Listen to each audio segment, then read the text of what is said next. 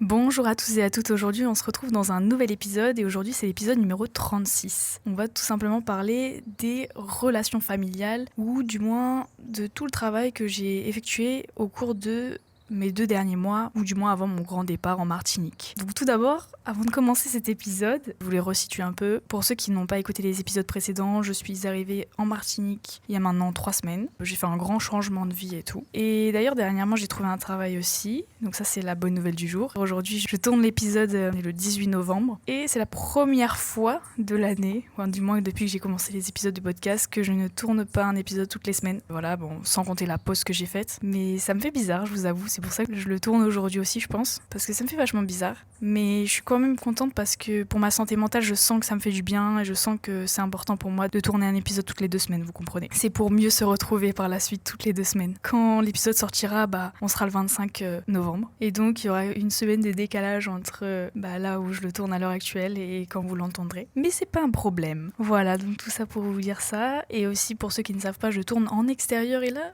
à vrai dire, il fait pas très beau en ce moment, donc il risque peut-être d'y avoir un peu de tonnerre. Si jamais vous entendez des bruits externes, voilà, vous êtes au courant. Voilà, revenons-en à l'épisode en fait, aux relations familiales et plus particulièrement du coup au travail que j'ai dû effectuer pendant ces 2 derniers mois. Donc il s'agit de septembre et octobre, à la suite de mon road trip des au revoir. Voilà, j'ai dû effectuer un travail avec moi-même aussi entre-temps, mais surtout un travail avec mes relations familiales indirectement en fait. Et donc surtout je me suis dit en fait ça fait des années que je garde des choses pour moi et j'avais pas forcément envie de les exposer à mes parents, tu vois, genre t'as pas forcément envie de leur dire, t'as peur que ça leur fasse du mal et tout, mais au fond de toi tu ressens que t'as accumulé beaucoup de rancœur, beaucoup de colère et des fois t'as des réactions inexpliquées, des réactions incontrôlées envers tes parents et t'as pas forcément envie d'avoir ce genre de comportement, enfin du moins moi j'ai plus envie d'avoir ce genre de comportement lors de ma vingtaine, tu vois, enfin je me suis rendu compte de ça. Et surtout aussi parce que je me suis rendu compte que j'avais effectué un énorme travail sur moi-même en tant que personne, d'avoir aussi passé ma rupture amoureuse, d'avoir su me réinventer par la suite. En fait, je me suis rendu compte que le problème venait de l'enfance où tu développes des réactions face à certaines choses, contraintes auxquelles tu es confronté indirectement parce que en fait, toutes tes réactions d'aujourd'hui sont expliquées par ce que tu as vécu dans ton enfance, donc tu as des fois des réactions, des traumatismes et ça se crée et dans ton subconscient en fait ça s'incruste. Et donc ça explique certaines de tes réactions, d'où des fois des rancœurs envers tes parents, envers ta mère plus que ton père, etc. Si tu t'entends pas avec tes frères et sœurs. Enfin voilà, et c'est des choses en fait tu te dis genre je comprends pas pourquoi j'ai cette réaction, tu vois. Et quand tu creuses, tu comprends que ça vient de là où tout a commencé, du nid maternel, paternel, quand t'étais avec tes parents tout petits. Parce qu'en effet, nos parents, ils ont pas un mode d'emploi pour être parents. Ils essayent d'être parents comme ils ont appris par leurs parents eux-mêmes. Donc ils répètent des schémas qui sont héréditaires, si je peux me permettre. En général aussi dans les familles, on répète tout un tas d'erreurs et les enfants en souffrent et donc ils répètent ces mêmes schémas avec leurs propres enfants et ainsi de suite. Et c'est ce qui se passe dans la plupart des familles parce que on nous apprend pas à être parents. On a un effet miroir en fait, on reproduit ce que nos parents nous ont appris. Et c'est aussi un peu la même chose qui se passe quand tu vas trouver un amoureux ou une amoureuse, enfin, ou un chéri, ou peu importe comment tu t'appelles, celui que t'aimes quoi. Mais c'est un peu comme quand on explique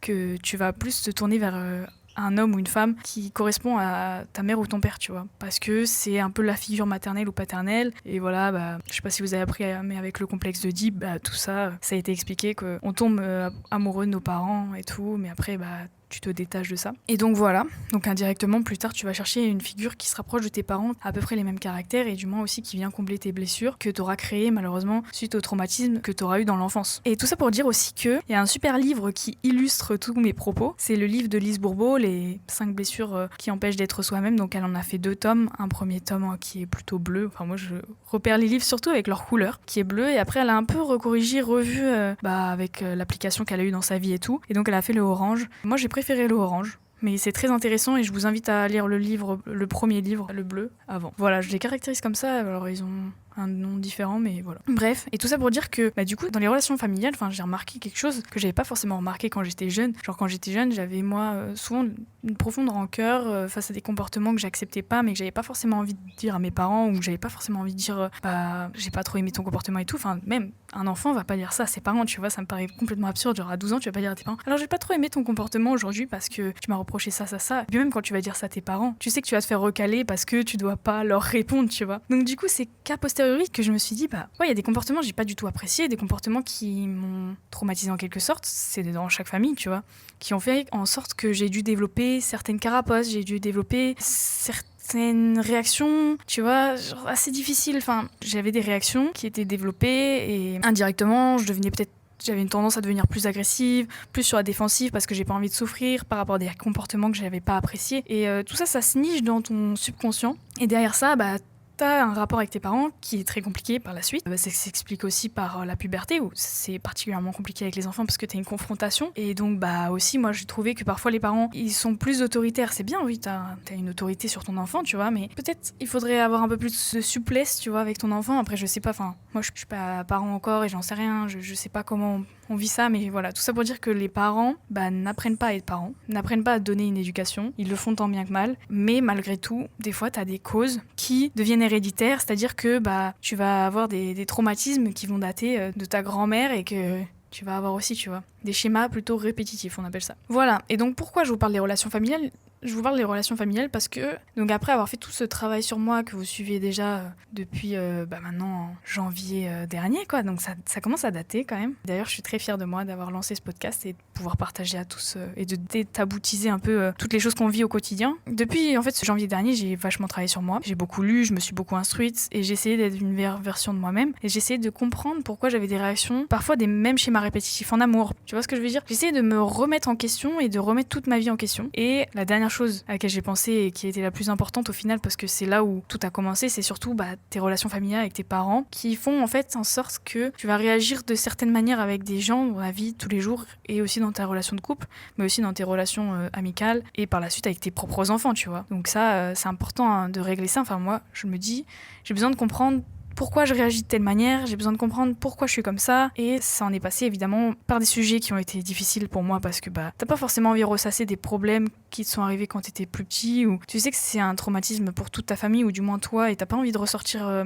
le problème ou le remettre sur la table. Mais malgré tout, il faut des fois s'y reconfronter pour pouvoir avancer. Et c'est ce que je me suis dit. Je me suis dit, voilà, Pauline, t'as réussi à traverser tout ça toute seule. De toute façon, il y a que toi déjà qui peut traverser ces passes seule. Il y a que toi qui peut choisir de faire changer les choses et donc qui peut avancer là-dessus. Et donc, il faut que tu comprennes que, voilà, là, il y a encore un dernier truc. Et au début, j'étais un peu dans le déni, tu vois. Je me disais, non, mais ça, je verrai plus tard et tout. Parce que c'était des choses qui m'ont fait beaucoup de mal, en fait. C'était des périodes qui étaient très difficiles pour moi. Et je me disais, non, je vais voir ça après et tout, tu vois. Enfin, t'es un peu dans le déni, t'es un peu dans le mode, vas-y, on laissera pour plus tard et tout. Mais au final, la vie, elle te rappelle toujours. Elle te revient tout le temps dessus, en fait. C'est-à-dire que je me rendais compte que je faisais abstraction de plein de trucs, j'essayais de changer et tout. Mais derrière tout ça, ça revenait tout le temps au quart de tour parce que quand je revoyais mes parents, je sentais que il y avait un truc qui allait pas et en fait j'alimentais une certaine rancœur, j'alimentais toute cette frustration que j'avais potentiellement eue en subissant des choses que je n'avais pas souhaité subir et que je n'avais pas non plus choisi de parler avec mes parents, j'avais pas voulu communiquer de ces choses-là. Faut savoir aussi que j'avais beaucoup de problèmes.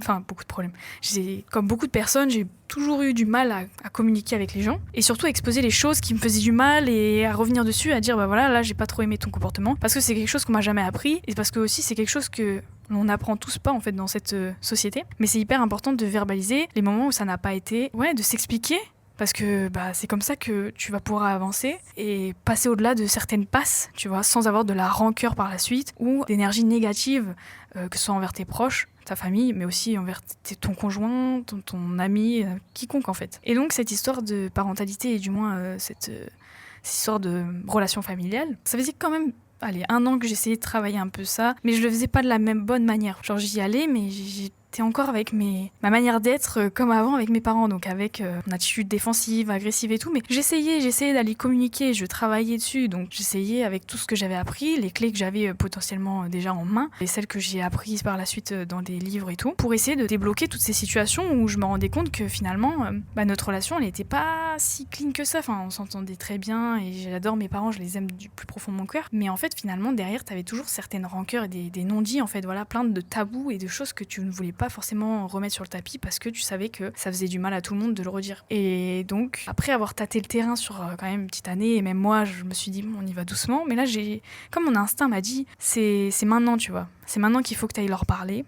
Et du coup, j'ai pris mon courage à deux mains. De toute manière, ça s'est fait un peu naturellement, de toute manière. Mais dans ma tête, je m'étais pas laissé le choix que d'aller m'expliquer avec eux. Pas en mode, vas-y, viens, on va en découdre. Tu vois, genre en mode avec tes parents, vas-y, viens, on va en découdre hyper agressif, hyper sur la défensive, pas du tout ouvert d'esprit et tout. Pas du tout, au contraire, tu vois, là, j'étais plus dans cette vibe-là. J'étais en mode, j'ai besoin de parler de ça parce que j'ai observé ces réactions-là dans ma famille qui ne m'ont pas plu. Et je me rends compte qu'on est en train de répéter des schémas qui sont les mêmes dans toute ma famille, tu vois.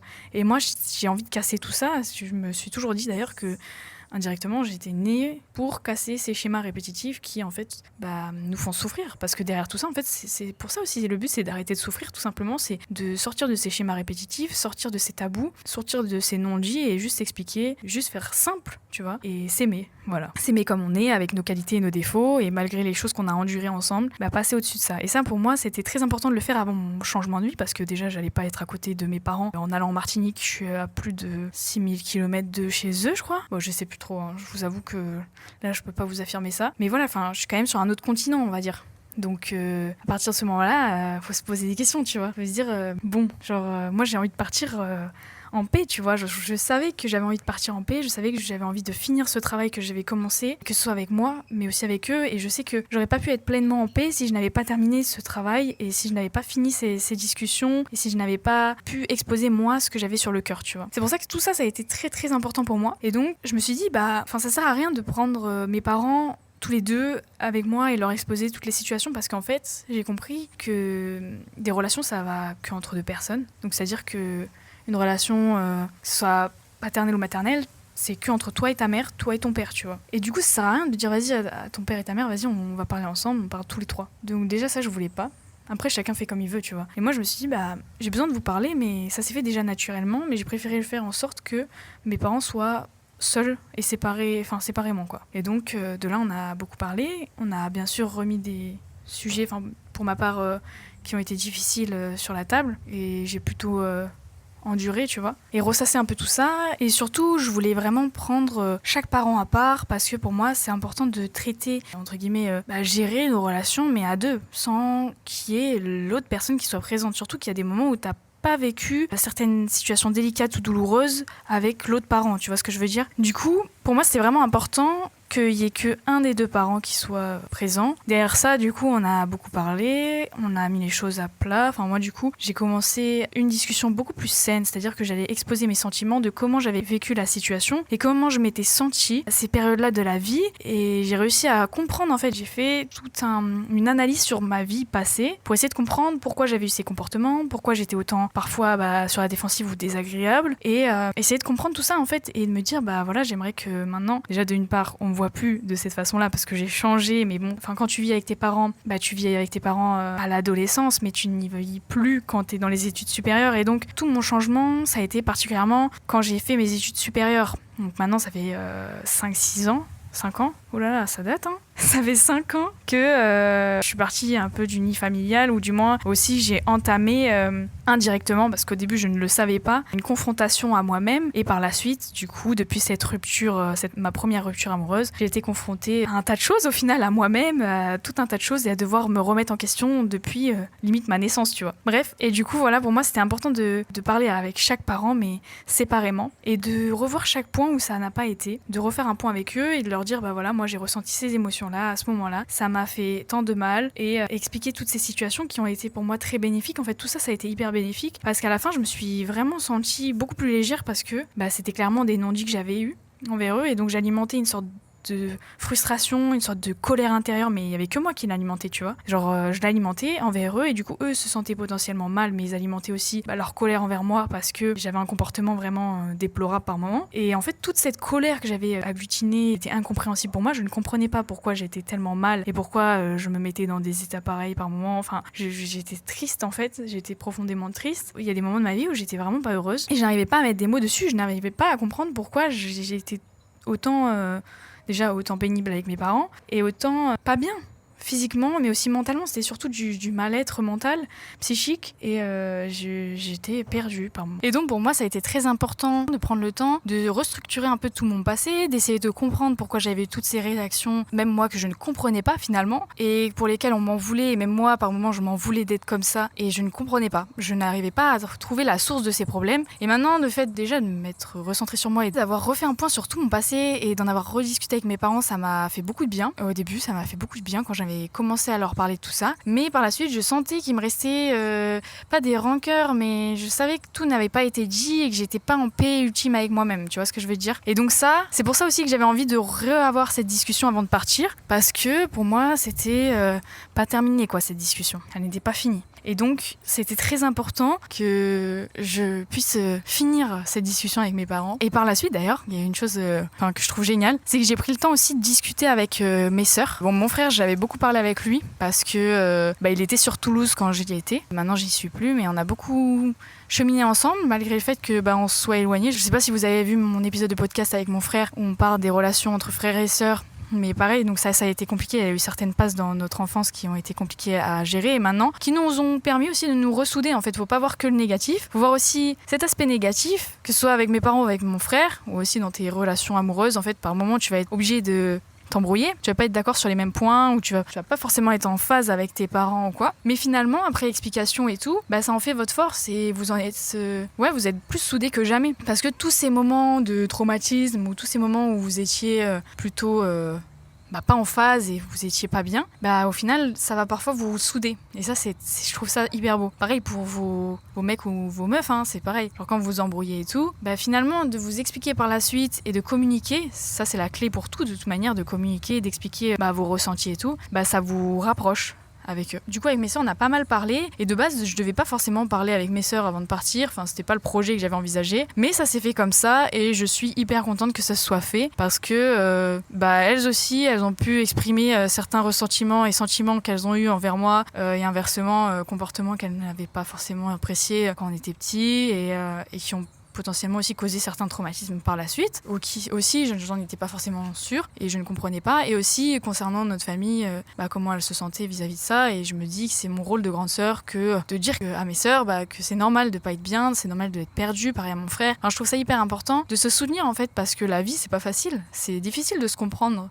Moi j'étais complètement perdue, j'ai eu beaucoup de mal à me comprendre, je passais par des passes où j'étais pas bien, je me disais que j'étais folle, il faut vraiment dédramatiser tout ça et tu peux dire que t'es pas fou déjà de 1, de 2, t'as le droit de ressentir tout ce que tu ressens, c'est normal. Et ensuite, c'est comme ça, c'est la vie, tu vois, faut accepter tant bien que mal, malgré le fait que, oui, tu souffres et c'est une passe difficile. Mais en tout cas, il faut en faire une force, c'est-à-dire que ta passe difficile, par la suite, ça sera que pour du positif, tu vois. Et moi, ça en est le cas aujourd'hui. C'est aussi ce pourquoi je voulais vous faire un épisode sur les relations familiales. C'était pour dédramatiser le fait que, avec nos parents, ça peut parfois être compliqué. Et avec nos frères et sœurs aussi. Moi, ça a été plus particulièrement avec mes parents pendant une longue période. Avec mes frères et sœurs aussi, par moments, mais ça nous a ressoudés. Et là, pareil, ça nous a ressoudés. Et du coup, avant de partir en Martinique, je voulais vraiment ressouder tous ces liens et vraiment faire la paix avec moi et avec mes parents pour des rancœurs passées. Parce que clairement, en fait, quand tu alimentes des rancœurs qui sont dans le passé, c'est-à-dire que tu vis encore dans le passé et tu n'arrives pas à t'ancrer dans l'instant présent. Et ça, c'est vraiment important à faire abstraction de tout ça. Et donc, voilà tout ce que je voulais vous dire. Du coup, je voulais vous parler du fait que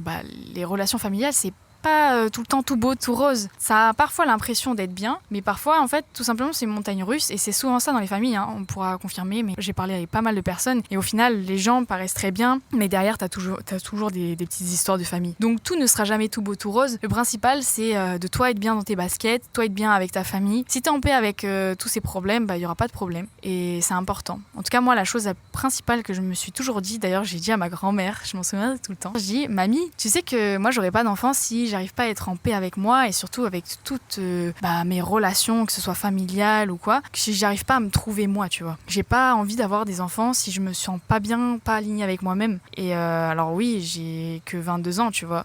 Bientôt 23 d'ailleurs, dans pas longtemps, dans un mois. Mais je suis jeune, je parle de ça parce qu'en fait, que ce soit maintenant ou plus tard, j'ai pas envie d'avoir des enfants dans un contexte où je ne me sens pas bien avec moi-même et où je n'ai pas guéri mes traumatismes. Et ça faisait partie de certains traumatismes que j'avais encore et que maintenant, on peut dire qu'ils ont été bien diminués, je l'espère. Mais derrière, t'as toujours des petites séquelles à régler, pas que à cause des relations familiales, mais c'est aussi toi, comment tu t'es créé des carapaces face à certaines situations, comment t'as dû surmonter certaines épreuves seule et ton subconscient a réagi, tu vois. Voilà pour l'épisode sur les relations familiales, c'est assez complexe, j'avais pas forcément envie de rentrer dans les détails parce que je me suis dit c'était plutôt personnel. Je voulais surtout dédramatiser et détaboutiser le fait que c'est pas grave et c'est ok de pas être tout le temps en phase avec ses parents, mais par contre ce qui est important et ce qui est la clé et la chose à retenir dans cet épisode de podcast, c'est vraiment de s'exprimer, de communiquer, de pas garder tout pour toi, parce que t'as le droit d'être pas bien, t'as le droit de ne pas être d'accord avec tes parents, t'as le droit de ne pas être en phase avec l'éducation que t'as reçue, mais c'est important d'en discuter à tête reposée d'ailleurs et pas sous la colère. C'est important de se mettre au clair, de prendre du temps avec eux et avec chaque parent séparément, si tu peux, s'ils sont encore vivants. Sinon, tu peux établir des stratégies telles que d'écrire des lettres ou tout simplement t'imaginer un scénario dans la tête. Moi, j'ai déjà fait tout ça, mais je sais que leur parler en vrai, ça a eu un effet vraiment libérateur, tu vois. Voilà pour toutes les choses sur les relations familiales. Je sais que c'est vraiment pas facile, c'est très compliqué même. Et ça explique par contre beaucoup de nos comportements, de qui l'on est réellement aussi, de comment on réagit. Et parfois, tu vas t'emporter pour rien et tu sais pas pourquoi. Voilà, ça explique clairement la cause en fait. Je pense que j'ai dit toutes les choses à retenir et très importantes. Si je peux réappuyer sur un point très important pour moi, ça serait la communication. Ça, c'est vraiment la clé parce que si tu ne parles pas, tes parents ne peuvent pas lire dans ta tête. Que ce soit tes parents d'ailleurs ou tes frères et sœurs, ils ne peuvent pas lire dans ta tête et donc ne peuvent pas savoir ce que tu penses en fait et ce dont tu souffres. Donc ça, c'est important de l'exposer, même si c'est très dur. Prends un moment pour te recentrer, prends un moment pour toi. Et si c'est pas maintenant, ce sera plus tard, tu vois. Moi, j'ai mis presque une bonne année, un peu plus, à vouloir leur parler et chacun à son moment. Il faut pas précipiter les choses. En tout cas, j'espère que tu as apprécié cet épisode de podcast. Je suis désolée pour tout le brouhaha qu'il y a derrière. Là, je pense qu'on entend, mais il pleut, il vente, il y a de l'orage. Il faisait pas ce temps-là quand j'ai commencé l'épisode de podcast, donc je suis bien déçue, mais il y a beaucoup de vent, donc j'espère qu'on m'entendra quand même. Et puis, tu entends ce bel orage. Là, c'est la tempête, je vais bientôt arrêter l'épisode. Bon, du coup, sous la pluie, je vous dis à dans 2 semaines pour un nouvel épisode de podcast. J'espère qu'il vous a plu. Et s'il vous a plu, n'hésitez pas à m'envoyer un petit message sur Insta ou à mettre un petit commentaire sous le prochain réel qui annoncera la sortie de l'épisode. Voilà, je vous souhaite une bonne fin de journée, après-midi ou matinée. Et puis, plein de bonnes choses. Gros bisous, ciao, ciao.